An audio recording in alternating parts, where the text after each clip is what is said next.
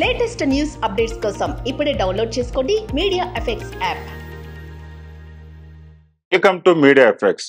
వరంగల్, నల్గొండ, ఖమ్మం పట్టభద్రుల ఎమ్మెల్సీ ఉప ఎన్నికల్లో బీఆర్ఎస్ గెలిపించే బాధ్యతను భుజాలకెత్తుకున్న కేటీఆర్ ప్రచారంలో తీరిక లేకుండా ఉన్నారు. సభలు, సమావేశాలు పెడుతూ రాకేష్ రెడ్డిని గెలిపించాలని కోరుతున్నారు. మరోవైపు కాంగ్రెస్ ప్రభుత్వం విఫలమైందంటూ, రైతులను మోసం చేసిందంటూ హరీష్ రావు మండిపడుతున్నారు.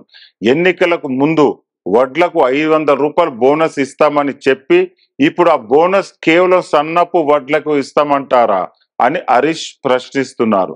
ఇలా బావబామర్దులు ప్రజాక్షేత్రంలో యాక్టివ్ గా ఉన్నారు. కానీ పార్టీ అధినేత మాజీ ముఖ్యమంత్రి కేసీఆర్ ఎక్కడనే ప్రశ్న ఇప్పుడు తలెత్తుతుంది.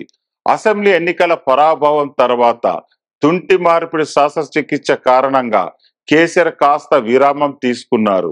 తిరిగి లోకసభ ఎన్నికలకు ముందు రంగంలోకి దిగారు. పంటలు ఎండిపోతున్నాయంటూ పొలం బాట పట్టారు. ఎన్నికల ప్రచారంలో భాగంగా బస్సు యాత్ర చేశారు. కానీ కేసీఆర్ ఎంత చేసినా లోకసభ ఎన్నికల్లో బీఆర్ఎస్ కు లాభం కలగలేదన్న అభిప్రాయాలు వ్యక్తమవుతున్నాయి. ఆ పార్టీకి ఒక్క సీటు కూడా దక్కే అవకాశం లేదన్నది విశ్లేషకుల మాట. దీంతో పోలింగ్ ముగియగానే కేసీఆర్ యథావిధిగా ఫామ్ హౌస్ కు వెళ్లిపోయి రెస్ట్ తీసుకుంటున్నారు. ఈ సమయంలో ఇటు తనయుడు అటు అల్లుడు అన్ని వ్యవహారాలు చక్కబెడుతున్నారు. ఎమ్మెల్సీ ఉప ఎన్నికల్లో సిట్టింగ్ స్థానాన్ని కాపాడుకునేందుకు కేటీఆర్ తీవ్రంగా శ్రమిస్తున్నారు.